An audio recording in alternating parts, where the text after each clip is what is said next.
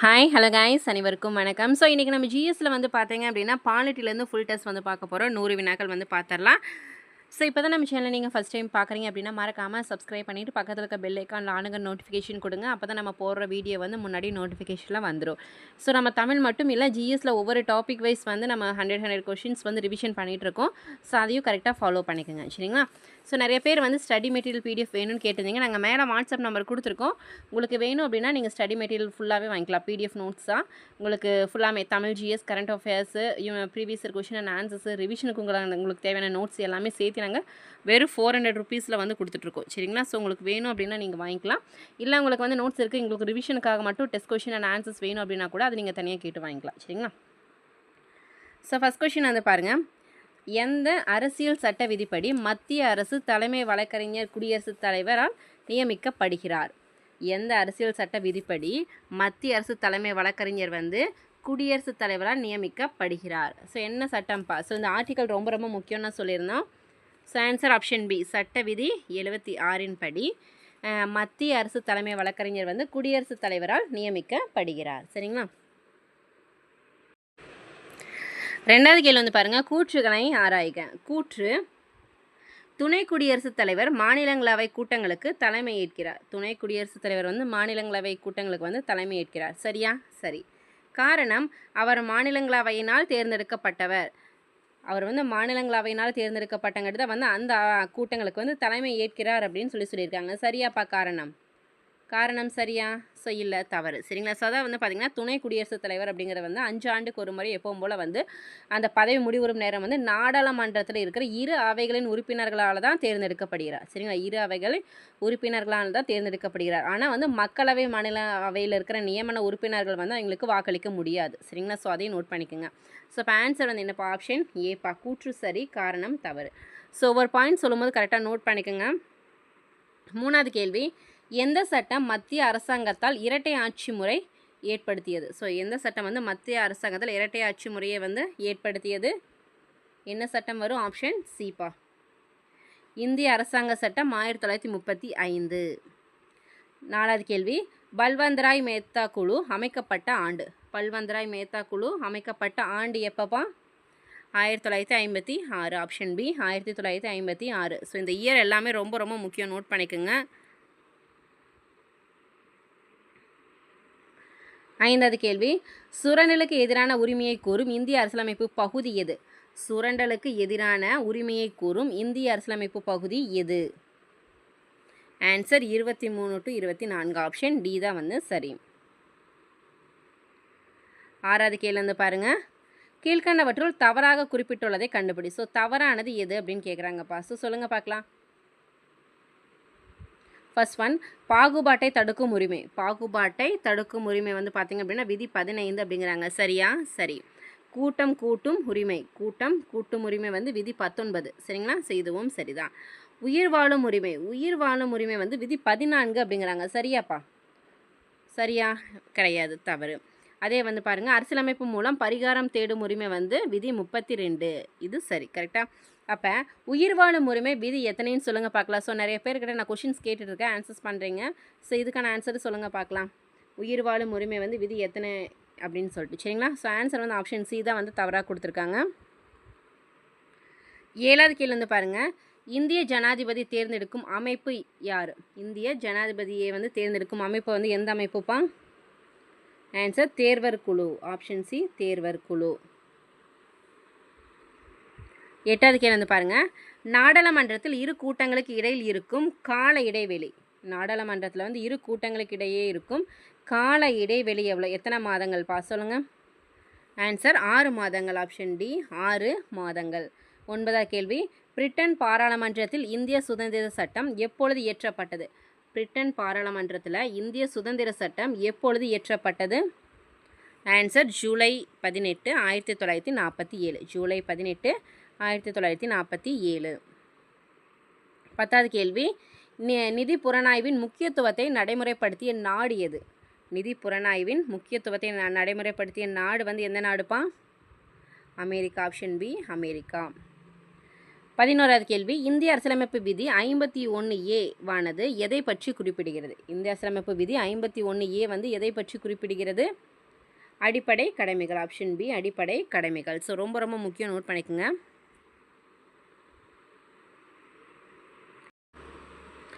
12வது கேள்வி, 1946இல் ஆங்கிலேயர்களால் நியமிக்கப்பட்ட அமைச்சரவை தூதுக்குழுவின் உறுப்பினர்கள் எத்தனை பேர்? 1946இல் ஆங்கிலேயர்களால் நியமிக்கப்பட்ட அமைச்சரவை தூதுக்குழுவின் உறுப்பினர்கள் எத்தனை பேர்? 3 பேர். ஆப்ஷன் டி 3 பேர். 13வது கேள்வி, 6 முதல் 14 வயது வரையிலான குழந்தைகளுக்கு அரசு தீர்மானிக்கும் வழிமுறையில் இலவச மற்றும் கட்டாய கல்வி வழங்கலாம் என கூறும் இந்திய அரசியலமைப்பு விதி என்னப்பா? ஸோ ரொம்ப ரொம்ப முக்கியம்ப்பா, இந்த கொஷின் ரொம்ப ரொம்ப ரிப்பீட்டாக கேட்குறாங்கப்பா. ஸோ அதாவது என்ன அப்படின்னா, இலவச மற்றும் கட்டாய கல்வி வந்து எந்த வயசுலேருந்து எந்த வயசு வரை கொடுக்குறாங்க? 6 முதல் 14 வயது வரை. அது ஒரு கேள்வியாக கேட்குறாங்க. அதே மாதிரி அதுக்கு உண்டான சட்டப்பிரிவு என்ன அப்படின்னு கேட்குறாங்க. ஸோ அதுக்கான சட்டப்பிரிவு 21A. ஆப்ஷன் பி விதி 21A அப்படின்னால என்ன? இலவச மற்றும் கட்டாய கல்வி தான். 14வது கேள்வி, பொறுத்துக்க வந்து பாருங்கள். ஸோ இந்த மாதிரி பொறுத்துக்க ரொம்ப ரிப்பீட்டாக கேட்குறாங்கப்பா. ஸோ பார்த்துக்கோங்க. விதி 370 எதுக்குப்பா? விதி 370 ஜம்மு அண்ட் காஷ்மீர். விதி 153 ஆளுநர், 163 முதலமைச்சர், 170 சட்டப்பேரவை. சரிங்களா? விதி 370 ஜம்மு அண்ட் காஷ்மீர், விதி 153 ஆளுநர், 163 முதலமைச்சர், 170 சட்டப்பேரவை. ஸோ ஆன்சர் என்னப்பா? 3 4 2 1. ஆப்ஷன் டி தான் வந்து சரி. 15வது கேள்வி, அகில இந்திய பணிகளின் தந்தை என்று அதிகாரப்பூர்வமாக அழைக்கப்படுபவர் யார்? அகில இந்திய பணிகளின் தந்தை யாருப்பா? சர்தார் வல்லபாய் பட்டேல் அவர்கள். சரியா? ஸோ ஆன்சர் ஆப்ஷன் டி தான் வந்து சரி.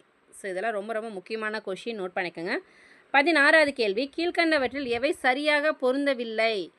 ஆர்டிக்கல் ரொம்ப ரொம்ப முக்கியம்ப்பா. சரிங்களா? எது வந்து தவறுன்னு கேட்டிருக்காங்க. சரியாக பொருந்தவில்லை. விதி 280. விதி 280 வந்து நிதி ஆணையம். சரியா? சரிதான்.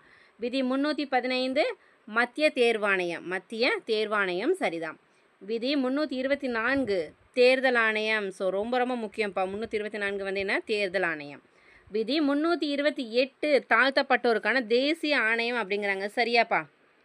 328 அப்படிங்கிறது என்ன? நம்மளுக்கு வந்து நார்மலாக இந்திய தண்டனை சட்டத்தில் வர்றது, ஐபிசி அந்த இதில் வர்றது 328. கரெக்டாக? ஸோ அப்போ தாழ்த்தப்பட்டோருக்கான தேசிய ஆணையம் அப்படிங்கிறது வந்து 328 இல்லை, 338 தான் வரும். சரிங்களா? ஸோ அப்போ இங்கே வந்து 328 கொடுத்துருக்காங்க. ஸோ இது வந்து வராது. அப்போ ஆன்சர் என்னப்பா? ஆப்ஷன் டி தானே.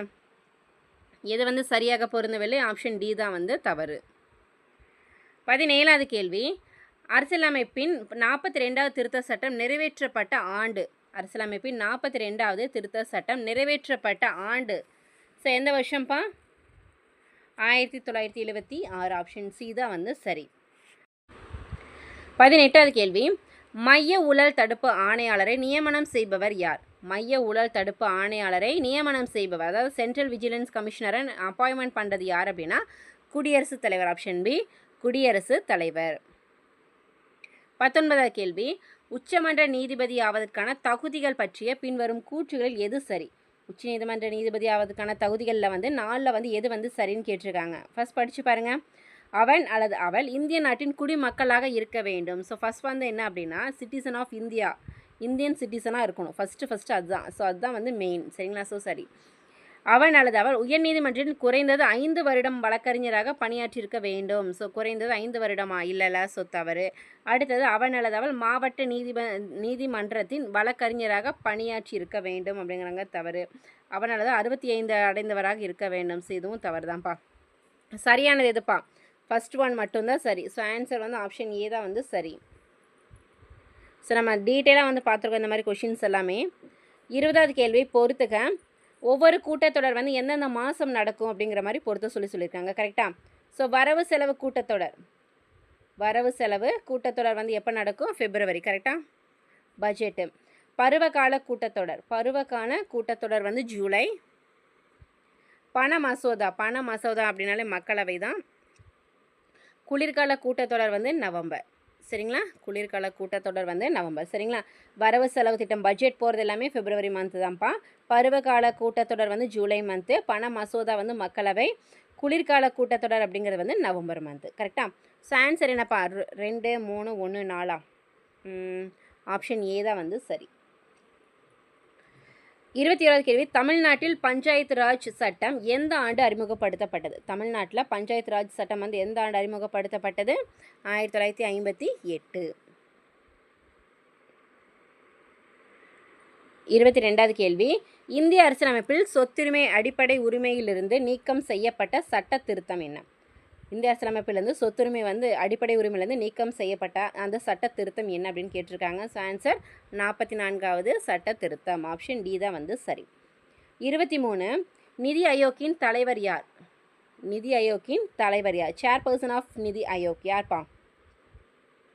ஆன்சர் பிரதம மந்திரி. ஆப்ஷன் பி பிரதம மந்திரி.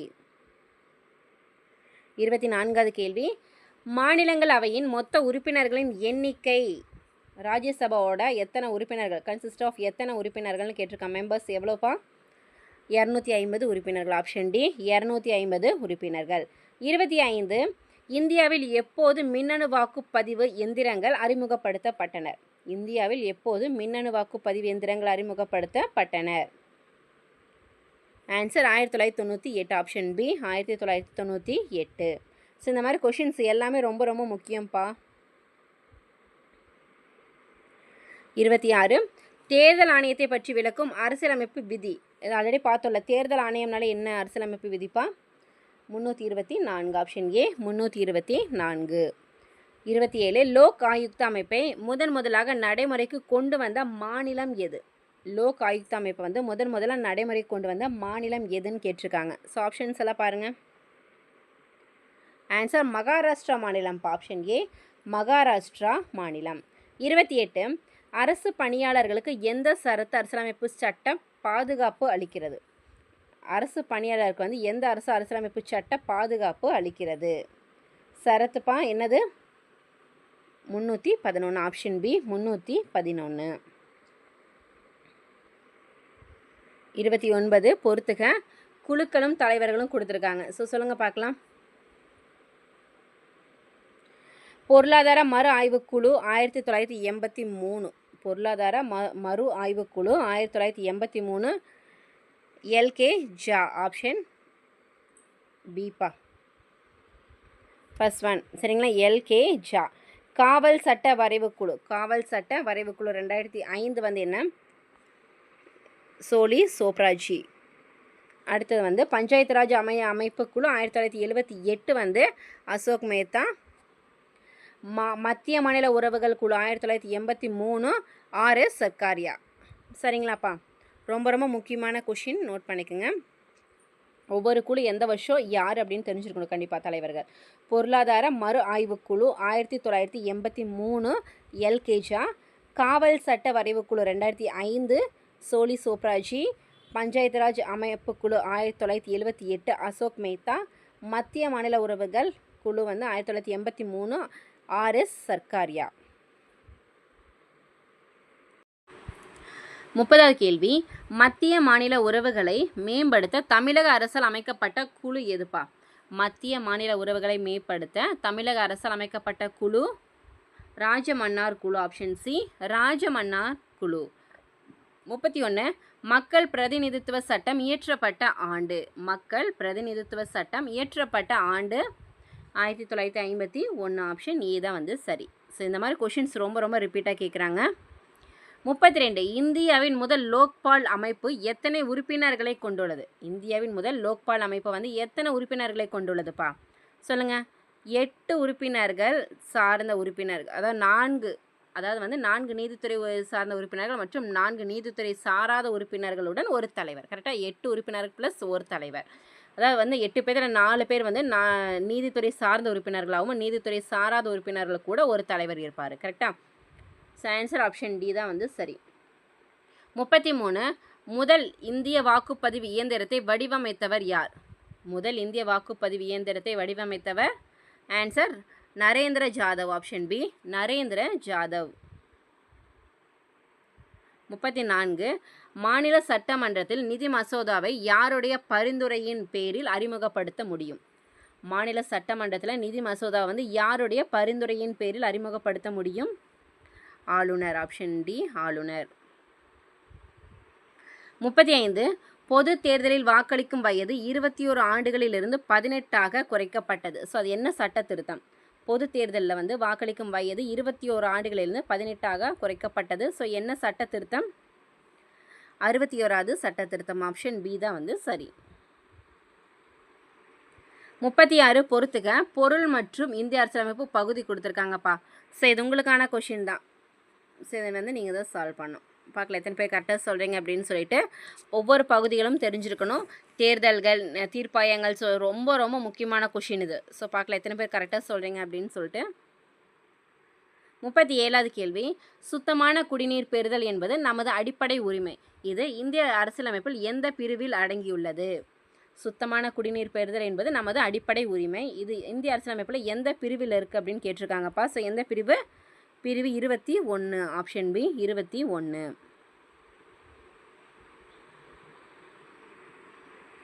38 பின்வரும் கூற்றுகளில் எது சரியானது? ஆளுநரின் பதவிக்காலம் 5 ஆண்டுகள். ஆளுநரின் பதவிக்காலம் 5 ஆண்டுகள். சரியா? சரி. ஆளுநரின் பதவிக்காலம் முடிவடைந்த போதிலும் கூட பின்னர் வருபவர் பதவியேற்கும் வரை பதவியில் இருக்கலாம். ஸோ அதாவது வந்து அடுத்த ஆள் வர வரைக்கும் வந்து இந்த ஆளுநர் வந்து பதவியில் தொடரலாம். கரெக்டா? ஸோ இதுவும் சரிதான். ஸோ ஆன்சர் என்னப்பா? இரண்டும் சரி. ஆப்ஷன் ஏ இரண்டும் சரி.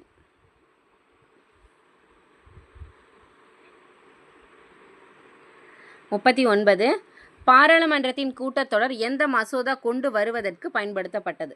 பாராளுமன்றத்தோட கூட்டத்தொடர் வந்து எந்த மசோதா கொண்டு வருவதற்கு பயன்படுத்தப்பட்டது? ஆன்சர் சாதாரண மசோதா. ஆப்ஷன் இந்த ஒன்று மட்டும் சரி. ஆப்ஷன் ஏ ஒன்று மட்டும் சரி. சாதாரண மசோதா. 40வது கேள்வி வந்து பாருங்கள். பின்வரும் இந்திய தலைமை தேர்தல் ஆணையர்களை காலவரிசைப்படுத்துக. சரிங்களா? காலவரிசைப்படுத்த சொல்லியிருக்காங்க. ஸோ ஃபஸ்ட் வந்து யார்ப்பா வருவாங்க? நவீன் சாவ்லா. சரியா? நவீன் சாவ்லா தான் ஃபஸ்ட் வருவாங்க. ஸோ எந்த வருஷம்? 2009 டு 2010. கரெக்டாக? அதுக்கடுத்து வந்து பாருங்கள் சுனில் அரோரா வருவாரா? இவர் எந்த வருஷம் சொல்லுங்கள்? 2018. இடையில வந்து 4-5 பேர் இருப்பாங்க. 2018 டு 2021. அதுக்கடுத்து சுஷில் சந்திரா வந்து பார்த்திங்க அப்படின்னா 2021பா. அவருக்கு அடுத்தது ராஜீவ்குமார் அவர்கள் வந்து பார்த்திங்க அப்படின்னா ஸோ அதுக்கப்புறமா 2022 டு 25 வரைக்கும் இருந்தாங்க. கரெக்டாக? இந்த மே 15 வரைக்கும் இருந்தாங்க. மே 15 வரைக்குமே இவர் தான் இருந்தார். மே 15 2025 வரைக்கும். சரி, இப்போ சொல்லுங்கள். ஸோ இப்போ தற்போதைய தலைமை தேர்தல் ஆணையர் யார்ப்பா? தற்போதைய இந்திய தலைமை தேர்தல் ஆணையர் வந்து பார்த்திங்க அப்படின்னா ஞானேஷ்குமார். கரெக்டாக? ஞானேஷ்குமார். நோட் பண்ணிக்கோங்க. ஸோ இந்த மாதிரி கொஷின்ஸ் வந்து ரொம்ப ரொம்ப ரிப்பீட்டாக கேட்பாங்க. ஸோ ஆன்சர் என்னப்பா? ஆப்ஷன் ஏ 3142 தான் சரி. வருஷம் தெரிஞ்சிருந்தால் தான் நம்ம வந்து காலவரிசைப்படுத்த முடியும்ப்பா. 41வது கேள்வி பொறுத்துக்க. சமத்துவ உரிமை. சமத்துவ உரிமைனா என்ன? 14 டு 18. சுதந்திர உரிமை 19ஆம் விதி. மத சுதந்திர உரிமை வந்து 25ஆம் விதி. அரசியலமைப்பு பரிகார உரிமை வந்து 32ஆம் விதி. கரெக்டாக? சமத்துவ உரிமை வந்து 14 டு 18, சுதந்திர உரிமை 19, மத சுதந்திர உரிமை வந்து 25, அரசியலமைப்பு பரிகார உரிமை வந்து 32. கரெக்டாக? ஸோ ஆன்சர் என்ன? 2, 1, 4, 3 சரியா? ஆப்ஷன் பி தான் வந்து சரி.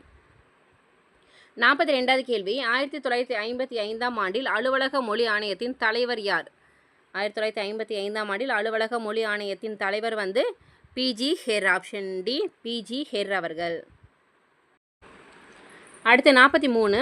1978 44வது அரசியலமைப்பு சட்ட திருத்தத்தின்படி அடிப்படை உரிமையிலிருந்து நீக்கப்பட்ட உரிமை எதுப்பா?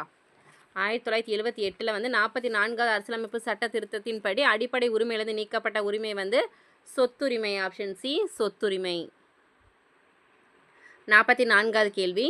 இந்திய உச்சநீதிமன்ற தலைமை நீதிபதி மற்றும் பிற நீதிபதிகளை நியமிப்பவர் யார்? இந்திய உச்சநீதிமன்ற தலைமை நீதிபதி மற்றும் பிற நீதிபதிகளை நியமிப்பவர், அதாவது அப்பாயின்மெண்ட் பண்ணுறது யார் அப்படின்னா குடியரசுத் தலைவர். ஆப்ஷன் ஏ குடியரசுத் தலைவர்.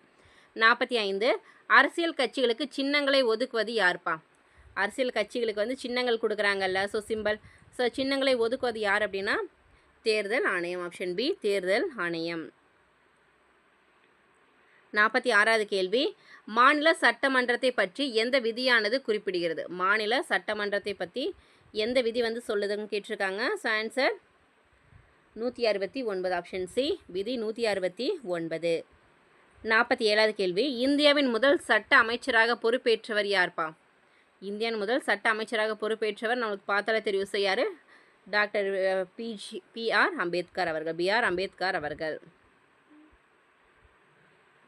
48, சர்க்காரியா குழுவின் பரிந்துரை எதனுடன் தொடர்புடையது?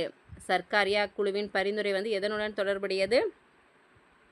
மத்திய மாநில உறவுகள். ஆப்ஷன் பி மத்திய மாநில உறவுகள். 49, இந்திய அரசியலமைப்பின் சட்டத்தில் சரத் 370 எதை பற்றி குறிப்பிடுகிறது? இந்திய அரசியலமைப்பு சட்டத்தில் வந்து சரத் 370 வந்து எதனை பற்றி குறிப்பிடுகிறது?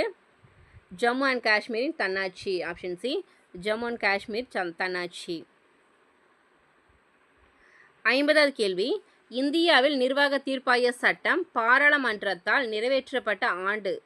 இந்தியாவில் நிர்வாக தீர்ப்பாய சட்டம் வந்து பாராளுமன்றத்தால் நிறைவேற்றப்பட்டது. ஸோ எந்த வருஷம்னு கேட்டிருக்காங்க? 1985. ஆப்ஷன் சி தான் வந்து சரி. 51வது கேள்வி பொறுத்துக. சமத்துவ உரிமை. சமத்துவ உரிமைன்னு என்னப்பா? விதிகள் 14 முதல் 18 வரை. அடுத்தது சுதந்திர உரிமை. சுதந்திர உரிமை வந்து விதி 19 முதல் 22 வரை. அரசியலமைப்புக்கு உட்பட்டு தீர்வு காணும் உரிமை விதி 32. சமய சுதந்திர உரிமை வந்து விதி 25 முதல் 28 வரை. சரிங்களா? ஸோ இதுக்கான ஆன்சர் ஆப்ஷன் ஏவா? சமத்துவ உரிமை வந்து 14லேருந்து 18 வரைக்கும், சுதந்திர உரிமை வந்து 19லேருந்து 22 வரைக்குமே, அரசியலமைப்புக்கு உட்பட்டு தீர்வு காணும் உரிமை வந்து விதி 32, சமய சுதந்திர உரிமை வந்து 25 முதல் 28 வரை. ஸோ ஆன்சர் 2, 3, 4, 1 ஆப்ஷன் ஏ தான் வந்து சரி. 52வது கேள்வி, இந்திய தேர்தல் ஆணையம் அமைக்க வழிவகை செய்யும் அரசியலமைப்பு பிரிவு எது? இந்திய தேர்தல் ஆணையம் அமைக்க வழிவகை செய்யும் அரசியலமைப்பு பிரிவு வந்து ஆன்சர் பிரிவு 324. 53வது கேள்வி, 1948 அமைக்கப்பட்ட முதலாவது மொழிவாரி மாகாண ஆணையத்தின் தலைவர் யார்? 1948 அமைக்கப்பட்ட முதலாவது மொழிவாரி மாகாண ஆணையத்தின் தலைவர் வந்து யார்ப்பா? எஸ்கே தார். ஆப்ஷன் ஏ எஸ்கே தார்.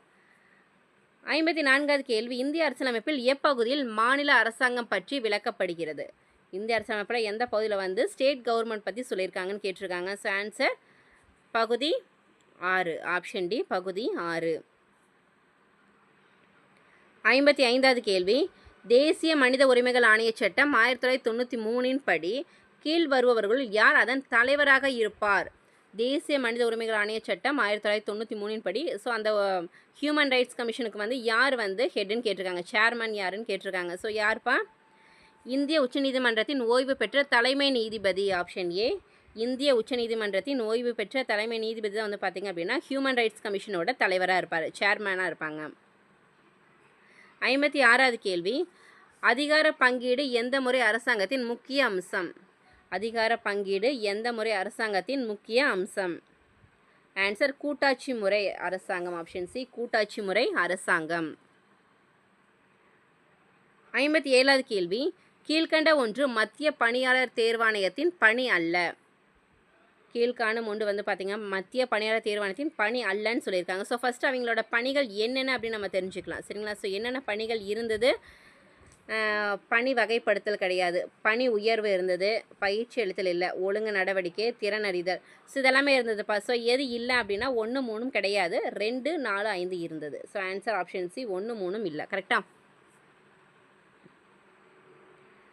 58வது கேள்வி, பீசா சட்டம் இயற்றப்பட்ட வருடம்? ஆன்சர் 1996. Option C 1996. 59வது கேள்வி, அரசியல் நிர்ணய சபையால் தேசிய கீதம் ஏற்றுக்கொள்ளப்பட்ட நாள்? அரசியல் நிர்ணய சபையினால் தேசிய கீதம் ஏற்றுக்கொள்ளப்பட்ட நாள் வந்து எப்போ? 24 ஜனவரி 1950. 24 ஜனவரி 1950.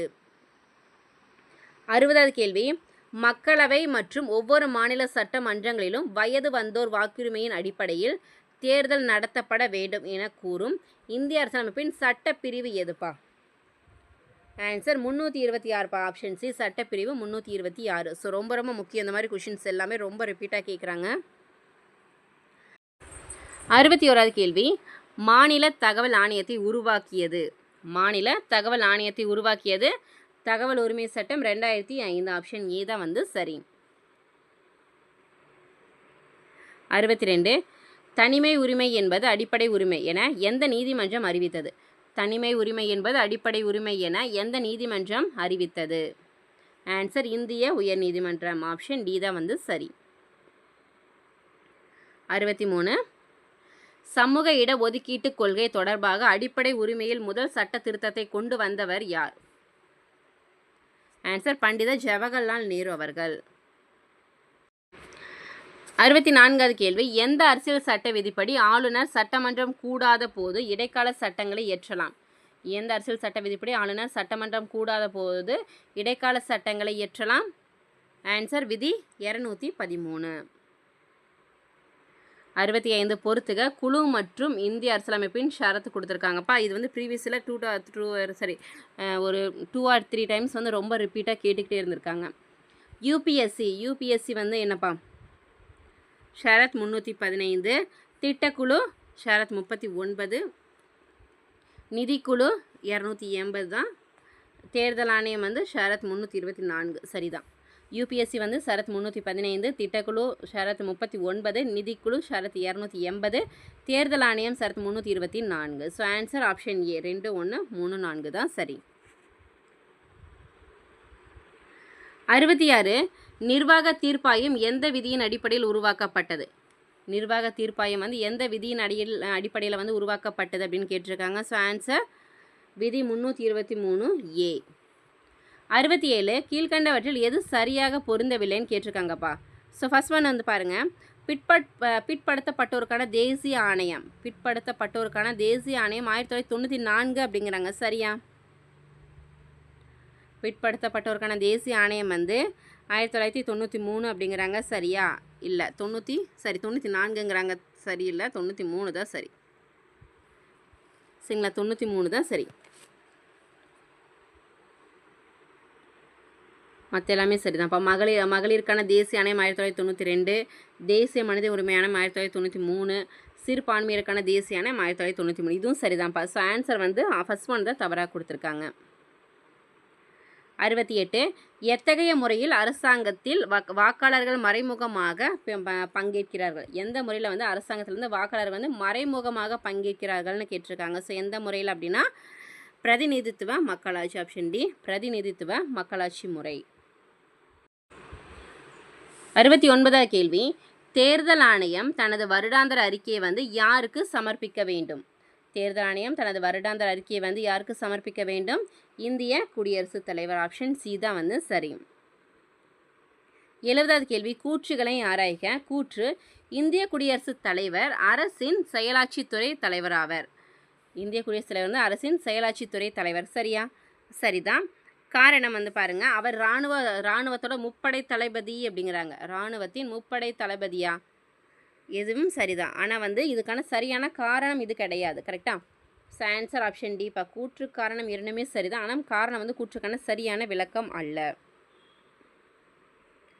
71, மக்களவையில் அவையை நடத்துவதற்கு தேவையான குறைந்தபட்ச உறுப்பினர்களின் எண்ணிக்கை எவ்வளோ இருக்கணும்? மக்களவையில் அவைகளை நடத்துவதற்கு குறைந்தபட்ச ஆளுகள் எவ்வளோ உறுப்பினர்கள் இருக்கணும்? மொத்த உறுப்பினர்களை 10ல் 1 பங்கு. 10ல் 1 பங்கு. 72, பொறுத்துக்கு வந்து பாருங்கள், நிதிக்குழு உறுப்பினர்கள் 280, தேர்தல் ஆணைய உறுப்பினர்கள் வந்து ஸோ என்ன சொல்லுங்கள் 324. ஸோ இது வந்து தேர்ட் டைம் நம்ம பார்க்குறோம். யூபிஎஸ்சி 316, SC/ST ஆணைய உறுப்பினர்கள் வந்து 338பா. சரிங்களா? ஸோ ஆன்சர் என்னப்பா? ஆன்சர் ஆப்ஷன் பியா. நிதிக்குழு உறுப்பினர்கள் 280, தேர்தல் ஆணைய உறுப்பினர்கள் 324, யூபிஎஸ்சி 316, SC/ST ஆணைய உறுப்பினர்கள் வந்து ஆப்ஷன் 2 கரெக்டாக 338. ஆப்ஷன் பி தான்ப்பா சரி. 4, 1, 3, 2 தான் சரி. 73வது திருத்த சட்டத்தின்படி மக்கள் தொகையின் அடிப்படையில் எந்த அளவிற்கு கீழ் உள்ள ஒரு மாநிலம் இடைநிலை, அதாவது பஞ்சாயத்துக்கு சமிதி அமைப்பை உள்ளாட்சி அமைப்பில் உண்டாக்க முடியாது. எவ்வளோ லட்சத்துக்கு கீழே இருக்கணும் அப்படி, அதாவது எவ்வளோ கீழே அப்படிங்கிற மாதிரி கேட்டிருக்காங்க. எத்தனை லட்சத்துக்கு குறைவாக இருக்கணும்? ஆன்சர் 20 லட்சத்துக்கு குறைவாக. ஆப்ஷன் டி 20 லட்சத்திற்கு குறைவாக இருக்கணும். 74 கூற்றுகளை ஆராய்க. ஸோ இது வந்து கொஞ்சம் படித்து பார்த்து ஆன்சர் பண்ணுங்கள். ஒவ்வொரு மாநிலமும் ஆளுநரின் தலைமையின் கீழ் உள்ளது. ஒவ்வொரு மாநிலமே வந்து பார்த்திங்க அப்படின்னா ஆளுநரின் தலைமையின் கீழ் தான் உள்ளது. சரியாப்பா? சரியா? சரிதான். காரணம் வந்து பாருங்கள், தேர்வுக்கு எனப்படும் தேர்ந்தெடுக்கப்பட்ட சட்டமன்ற உறுப்பினர்களை ஆளுநரை தேர்ந்தெடுக்கிறார்கள். ஸோ ஆளுநரை வந்து தேர்ந்தெடுக்கிறது வந்து சட்டமன்ற உறுப்பினர்களா, எம்எல்ஏக்களா கிடையாதுல்ல. ஸோ ஆளுநரை நியமனம் செய்பவர் யார் அப்படின்னா குடியரசுத் தலைவர் தான். ஸோ இவர் வந்து மத்திய அரசோட தலைவர்னு சொல்லுவாங்க. சரிங்களா? மத்திய அரசின் தலைவர்னு சொல்லுவோம். அவர் வந்து பார்த்திங்க அப்படின்னா ஒரு 5 ஆண்டுகள் வந்து ஆட்சி செய்கிறாங்க. 35 வயது வந்து நிரம்பியவராக இருக்கணும். ஸோ எல்லாமே வந்து யார் யாருக்கு என்னென்ன வயதுகள் எல்லாமே நம்ம பார்த்துருக்கோம். கரெக்டாக? ஸோ இப்போ ஆன்சர் வந்து என்னப்பா? கூற்று சரிதான், காரணம் தவறு. ஆப்ஷன் ஏ தான் வந்து சரி. ஒவ்வொருத்தரை பற்றியும் நம்ம தனித்தனியாக பார்த்துருக்கோம்ப்பா. ஸோ அது ரொம்ப ரொம்ப முக்கியம், தெரிஞ்சுக்கோங்க. 75 பாராளுமன்றம் அல்லது சட்டமன்ற தொகுதிக்கான தேர்தல் பட்டியல்களை தயாரிப்பது யார் பொறுப்பு? ஆன்சர் தேர்தல் பதிவு அதிகாரி. ஆப்ஷன் சி தேர்தல் பதிவு அதிகாரியோடைய பொறுப்பு. 76 தலைமை தணிக்கை கட்டுப்பாட்டு அதிகாரியின் சம்பளம் மற்றும் இதர படிகள் யாருடைய ஊதியத்திற்கு நிகரானது? தலைமை தணிக்கை கட்டுப்பாட்டு அதிகாரியின் சம்பளம் மற்றும் இதர படிகள் வந்து யாருடைய ஊதியத்திற்கு நிகரானதுன்னு கேட்டிருக்காங்க. ஆன்சர் உச்சநீதிமன்ற நீதிபதி அவர்களுடைய ஊதியத்திற்கு சமமாக இருக்கும். கரெக்டாக? அந்த ஆடிட்டரோட சம்பளம். 77 மொழி அடிப்படையில் உருவாக்கப்பட்ட முதல் இந்திய மாநிலம் எது? மொழி அடிப்படையில் உருவாக்கப்பட்ட முதல் இந்திய மாநிலம் ஆந்திர பிரதேசம். ஆப்ஷன் சி ஆந்திர பிரதேசம். 78 எந்த குழுவின் அறிக்கை பஞ்சாயத்து ராஜ்ய முறையின் மகா சாசனம் என்று அழைக்கப்படுகிறது? எந்த குழுவின் அறிக்கை பஞ்சாயத்து ராஜ்ய முறையின் மகா சாசனம் என்று அழைக்கப்படுகிறது? பல்வந்த்ராய் மேத்தா குழு அறிக்கை. ஆப்ஷன் சி பல்வந்த்ராய் மேத்தா குழு அறிக்கை. 79 மாநில அளவில் தேர்தல் நடவடிக்கைகளை மேற்பார்வை செய்பவர் யார்? மாநில அளவில் வந்து தேர்தல் நடவடிக்கைகளை வந்து மேற்பார்வை செய்பவர், மேலே வந்து எப்படி சொல்கிறது, சூப்பர்வைஸ் பண்ணுறதுன்னு சொல்லுவோம்ல. ஸோ அவர் யார் அப்படின்னு கேட்டிருக்காங்க. யார்ப்பா? தலைமை தேர்தல் அதிகாரி. தலைமை தேர்தல் அதிகாரி. 80வது கேள்வி இந்திய அரசியலமைப்பின் 9வது பகுதி எதனை பற்றி கூறுகிறது? 9வது பகுதிப்பா. அரசியலமைப்பின் 9வது பகுதி எது? பஞ்சாயத்துக்கள். Option B panchayat. 81 எந்த ஆண்டு ஆந்திர உயர்நீதிமன்றம் ஹைதராபாத் உயர்நீதிமன்றம் என்று பெயர் மாற்றப்பட்டது? எந்த வருஷம் வந்து ஆந்திரா உயர்நீதிமன்றம் வந்து ஹைதராபாத் உயர்நீதிமன்றம் என்று பெயர் மாற்றம் செய்யப்பட்டது? 2014. 82 கூற்று மற்றும் காரணங்கள். கூற்று வலுவான தேச ஒற்றுமையின் விருப்பத்தின் பேரில் கூட்டாட்சி வழி நடத்தப்படுகிறது. சரிங்களா? சரிதான். காரணம் தனிப்பட்ட மாநிலங்களில் ஒற்றுமையின் தேவை கருதி அது உருவாக்கப்பட்டது. இதுவும் சரிதான். ஆன்சர் ஆப்ஷன் சி பா சரியான விளக்கம்தான். 83 சட்டத்திற்கு முன் அனைவரும் சமம் என்று வலியுறுத்தும் அரசியலமைப்பு சட்டம் எதுப்பா? சட்டத்திற்கு முன் அனைவரும் சமம்னா என்னப்பா? 14. ஸோ ரெண்டுமே 14 கொடுத்துருக்கு. ஸோ மாற்றிக்கோங்க. Option B 14. 84 மனித உரிமை கழகம் தமிழ்நாட்டில் எப்பொழுது உருவாக்கப்பட்டது? மனித உரிமை கழகம் தமிழ்நாட்டில் வந்து எப்பொழுது உருவாக்கப்பட்டது? ஆப்ஷன் சி 17 ஏப்ரல் 1997 தான் வந்து பார்த்திங்க அப்படின்னா ஹியூமன் ரைட்ஸ் கமிஷன் வந்து கொண்டு வரப்பட்டது தமிழ்நாட்டில். 85 இந்தியாவில் உள்ள யூனியன் பிரதேசங்களின் எண்ணிக்கை. இந்தியாவில் உள்ள யூனியன் பிரதேசங்களின் எண்ணிக்கை 7. Option A 7. 86வது கேள்வி இந்திய அரசியலமைப்பின் வரைவு குழு தலைவராக இருந்தவர் யார்? இந்திய அரசியலமைப்பில் வந்து வரைவு குழு தலைவராக இருந்தவர் அம்பேத்கர் அவர்கள். B.R. அம்பேத்கர் அவர்கள். அடுத்து 87வது கேள்வி நிதி மசோதாக்கள் மாநில அவையினால் எத்தனை நாட்கள் தாமதப்படுத்தப்படலாம்? நிதி மசோதாக்கள் வந்து மாநில அவையில் வந்து எத்தனை நாட்கள் வந்து தாமதப்படுத்தப்படலாம் அப்படின்னா 14 நாட்கள். ஸோ இது ரொம்ப ரொம்ப முக்கியமான கேள்விப்பா. நம்ம பிடிஎஃப் நோட்ஸில் டீட்டெயிலாக எக்ஸ்ப்ளனேஷன்ஸோட ஒவ்வொரு டாபிக் வைஸ் வந்து கொடுத்துட்ருக்கோம். இன்கேஸ் உங்களுக்கு பிடிஎஃப் நோட்ஸ் தேவைப்பட்டது அப்படின்னா மேலே வாட்ஸ்அப் நம்பர் கொடுத்துருக்கோம். நீங்கள் டெக்ஸ்ட் பண்ணி டீட்டெயில் கேட்டுட்டு வாங்கிக்கலாம். வெறும் 400 ருபீஸில் வந்து பார்த்திங்கன்னா உங்களுக்கு ஃபுல் நோட்ஸும் கொடுத்துட்றோம். PDF notes, Tamil current affairs, ஜிஎஸ்ல ஒவ்வொரு topic wise one liner, box questions, previous year question and answers, இப்போ நம்ம பார்த்துருக்கிற பாலிட்டியில் இம்பார்ட்டன்ட் ஆர்டிகல்ஸ் எல்லாம் தனியாக, அட்டவணைகள் தனியாக அப்படின்னு சொல்லிட்டு நியூ ஸ்கீம்ஸ் எல்லாமே தனித்தனியான உங்களுக்கு ரிவிஷனுக்கு ரொம்ப ரொம்ப யூஸ்ஃபுல்லாக இருக்கும். இன்கேஸ் வேணுங்கிறவங்க வாட்ஸ்அப் நம்பருக்கு டெக்ஸ்ட் பண்ணி டீட்டெயில் கேட்டுட்டு வாங்கிக்கோங்க. 88 இந்திய அரசியலமைப்பு 8வது அட்டவணையில் எத்தனை திராவிட மொழிகள் இடம்பெற்றுள்ளது? இந்திய அரசியலமைப்பில் 8வது அட்டவணையில் எத்தனை திராவிட மொழிகள் இடம்பெற்றுள்ளது? 4. Option C 4. 89 கீழே கொடுக்கப்பட்டுள்ள அட்டவணையில் எது தவறாக கொடுக்கப்பட்டுள்ளது? தேசிய வளர்ச்சி குழு அரசியலமைப்பு மூலம் உருவாக்கப்படாத அமைப்பு, சரிதான். தேசிய மனித உரிமைகள் ஆணையம் அரசியலமைப்பு இல்லாத நிறுவனம். நிதிக்குழு அரசியலமைப்பு மூலம் வராத நிறுவனம் அப்படிங்கிறாங்க. நிதிக்குழு வந்து அரசியலமைப்பில் தானே வருதுப்பா, ஸோ வராதுன்னு சொல்லியிருக்காங்க. ஸோ இது வந்து தவறு. மத்திய புலனாய்வு அரசியலமைப்பு மூலம் வராத நிறுவனம், சரிதான். அப்போ எது வந்து தவறாக கொடுத்துருக்காங்க? ஆப்ஷன் சி வந்து தவறாக கொடுத்துருக்காங்கப்பா. எந்தெந்த குழு எதுக்கு கீழே வரும் அப்படின்னு சொல்லி கண்டிப்பாக நம்ம தெரிஞ்சிருக்கணும், சரிங்களா? 90வது கேள்வி, முகப்புரை என்பது இறையாண்மையான மக்களாட்சி குடியரசின் சாதனமாகும். ஸோ அதான் முகப்புரை அப்படிங்கிறது வந்து பார்த்தீங்க அப்படின்னா இறையாண்மையான மக்களாட்சி குடியரசின் சாதகமாகும் அப்படின்னு சொன்னவர் யார் அப்படின்னு கேட்டிருக்காங்க. KM Munshi. Option C KM Munshi அவர்கள். 91வது கேள்வி, பொறுத்துக. அரசியலமைப்பின் சிறப்பு அம்சங்கள் மற்றும் அரசியலமைப்பு பின்பற்றப்பட்டது. ஸோ எதுன்னு கேட்டிருக்காங்கப்பா, சொல்லுங்கள். ஸோ ஃபர்ஸ்ட் ஒன், சட்டத்தின் ஆட்சி இங்கிலாந்துலேருந்து பின்பற்றப்பட்டது. நீதி புலனாய்வு வந்து பார்த்தோம் அப்படின்னா அமெரிக்காவிலேருந்து பின்பற்றப்பட்டது. 356வது விதி வந்து 1935 அண்டைய இந்திய அரசாங்க சட்டம். அரசின் வழிகாட்டும் நெறிமுறைகள் அயர்லாந்து குடியரசிடமிருந்து பெறப்பட்டது. கரெக்டாக பின்பற்றப்பட்டது. ஸோ இதுக்கான ஆன்சர் ஆப்ஷன் பிப்பா.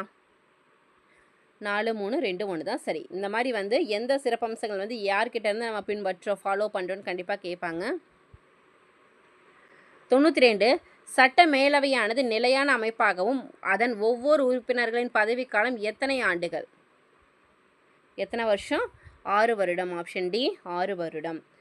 93 வந்து பாருங்கள், எந்த ஆண்டு இந்திய அரசாங்கம் வெளிநாடு வாழ் இந்தியர்களுக்காக LM சிங்வி தலைமையிலான உயர்மட்ட குழுவினை உருவாக்கியது? இந்திய அரசாங்கம் வந்து வெளிநாட்டிலேருந்து வாழ்கிற இந்தியர்களுக்காக LM சிங்வி அவர்களோட தலைமையில் உயர்மட்ட குழுவை அமைத்ததுன்னு கேட்டிருக்காங்க. ஸோ எந்த வருஷம்ப்பா? செப்டம்பர் 2000. Option D September 2000. 94 சரக்கு மற்றும் சேவை வரி GST செயல்படுத்தும் சட்டம் அரசியலமைப்பில் எங்கு சேர்க்கப்பட்டுள்ளது? சரக்கு மற்றும் சேவை வரி GSTன்னு சொல்லுவல்ல, ஸோ அது வந்து செயல்படுத்தும் சட்டம் வந்து அரசியலமைப்பில் எங்கு சேர்க்கப்பட்டுள்ளதுப்பா? 279A. 95 இந்திய அரசியலமைப்பின்படி கீழ்கண்டவற்றில் எது சரியான இணை? எது வந்து சரியாக இருக்குது அப்படின்னு கேட்டிருக்காங்க. ஸோ எது வந்து சரியாக இருக்குன்னு சொல்லுங்கள் பார்க்கலாம். துறை மற்றும் பட்டியல்கள் கொடுத்துருக்காங்க. எது வந்து சரியாக பொருந்தியுள்ளதுன்னு கேட்டிருக்காங்க. ஸோ ஆன்சர் ஆப்ஷன் பி பங்குச்சந்தை வந்து பொதுப்பட்டியலில் வரும். கரெக்டாக வனங்கள் வந்து பொதுப்பட்டியலில் வராது. தபால் துறை வந்து மத்திய பட்டியலுங்கிறாங்க. ஸோ இது வந்து மாநிலம் தான் வரும். பொது சுகாதாரம் மற்றும் ஆரோக்கியம் வந்து பார்த்திங்கன்னா மாநில பட்டியலுங்கிறாங்க. இதுவும் தவறு, மத்திய பட்டியலில் வரும். ஸோ அதாவது வந்து பார்த்திங்கன்னா எது வந்து சரியாக இருக்குது? பங்குச்சந்தை அது வந்து பொதுப்பட்டியலில் வரும். கரெக்டாக ஆப்ஷன் பி தான் வந்து சரியாக கொடுத்துருக்காங்க. 96 அந்தமான் மற்றும் நிக்கோபார் தீவுகள் எந்த நீதிமன்ற அதிகார எல்லைக்கு உட்பட்டது? ஆன்சர் கல்கத்தா உயர்நீதிமன்றம். ஆப்ஷன் டி கல்கத்தா உயர்நீதிமன்றம். 97 பொறுத்துக்க வந்து பாருங்கள், ஜானகிராமன் குழு வந்து என்னப்பா? ஜானகி ராமன் குழு 1992. சர்க்காரியா குழு வந்து என்ன? 1980. மண்டல் குழு 1990. பல்வந்தராய் மேத்தா குழு வந்து 1956. சரிங்களா? ஜானகிராமன் குழு 1992, சர்க்காரியா குழு 1980, மண்டல் குழு 1990, பல்வந்தராய் மேத்தா குழு 1956. So answer 2, 4, 1, 3. ஆப்ஷன் பி தான் வந்து சரி. ஸோ சாரி 98 கொஷின் கொடுக்கல. ஓகே, 99வது கேள்வி, கீழ்கண்டவற்றில் அரசியலமைப்பு அடிப்படையிலானவை எவை? அரசியலமைப்பு அடிப்படையில் வந்து வர்றதெல்லாம் எதுன்னு கேட்டிருக்காங்க. ஸோ இதெல்லாம் வரும்பா. நிதி ஆணையம் வரும், நிதி ஆயோக் இல்லை, பிராந்திய சபை இல்லை, தேர்தல் வளர்ச்சி மன்றம் இல்லை, தேர்தல் ஆணையம் இருக்குது, யூபிஎஸ்சி இல்லை. ஸோ அப்போ வந்து அரசியலமைப்பு அடிப்படையில் வரதில் எது நிதி ஆணையம் மற்றும் தேர்தல் ஆணையம் 2 மட்டும்தான் வரும். ஸோ ஆன்சர் ஆப்ஷன் பிப்பா, நிதி ஆணையம் மற்றும் தேர்தல் ஆணையம் மட்டும்தான் வரும். ஸோ லாஸ்ட் ஒன், கூற்றுகளை ஆராய்க. கூற்று, ராஜமன்னார் குழு IAS மற்றும் IPS ஆகியவற்றை ஒழிக்க பரிந்துரைத்தது. சரியா? சரிதான். அடுத்தது, காரணம் IAS மற்றும் IPS ஆகியவை மாநில அளவிலான அமைச்சரவை பொறுப்புணர்வு மற்றும் கூட்டாட்சி கொள்கையை மீறுவதாகும். இதுவும் சரிதான். சரிங்களா? கூற்று காரணம் இரண்டுமே சரிதான். காரணம் கூற்றுக்கான சரியான விளக்கம். ஸோ அதனால தான் வந்து அந்த ராஜமன்னார் குழு வந்து இதை ஒழிக்கிறதுக்காக பரிந்துரைத்தது. ஸோ ஆன்சர் ஆப்ஷன் சி தான் வந்து சரி. கரெக்டா? ஓகே கைஸ், இன்னைக்கான கொஷின் பார்த்துட்டோம். ஸோ 99 கேள்வியாக ஒரு கொஷின் மிஸ் ஆயிடுச்சு. ஸோ இந்த 99 கேள்வியில் உங்களுக்கான ஒரு கொஷின் பொறுத்துக்க கொடுத்துருக்கு. அது போக உங்களோட மார்க்ஸை மறக்காமல் கமெண்ட் பண்ணுங்கள். ஸோ அதுக்கான கரெக்டாக ஆன்சர்ஸையும் வந்து சொல்லுங்கள். கரெக்டாக ஆன்சர் நான் பின் பண்ணுறேன், செக் பண்ணி பார்த்துக்கலாம். சரிங்களா? ஸோ இதுலேயே வந்து பார்த்திங்கன்னா மேக்ஸிமம் எத்தனை கொஷின்ஸ் வந்து ரிப்பீட் ஆயிருக்குன்னு தெரியும். இம்பார்ட்டன்ட் இயர்ஸும் படிச்சுக்கணும், அதே மாதிரி ஆர்டிகல்ஸும் நீங்கள் கண்டிப்பாக தெரிஞ்சிருக்கணும். சரிங்களா? ஓகே கைஸ், இந்த வீடியோ உங்களுக்கு பிடிச்சி நான் மறக்காமல் லைக் பண்ணுங்கள், சப்ஸ்கிரைப் பண்ணுங்கள், உங்கள் ஃப்ரெண்ட்ஸ்க்கு ஷேர் பண்ணுங்கள். இன்கேஸ் உங்கள் இந்த மாதிரி டெஸ்ட் கொஷின் அண்ட் ஆன்சர்ஸ் வந்து உங்களுக்கு போட்டு பார்க்குறக்கு வேணும், ரிவிஷன் பண்ண PDF நோட்ஸ் வேணும்னா கூட நீங்கள் கலெக்ட் பண்ணிக்கலாம். மேலே வாட்ஸ்அப் நம்பர் கொடுத்துருக்கோம், டிஸ்கிரிப்ஷனில் நான் டீட்டெயில் கொடுக்குறேன். சரிங்களா? செக் பண்ணி பார்த்துட்டு வாங்கிக்கலாம். தேங்க்யூ.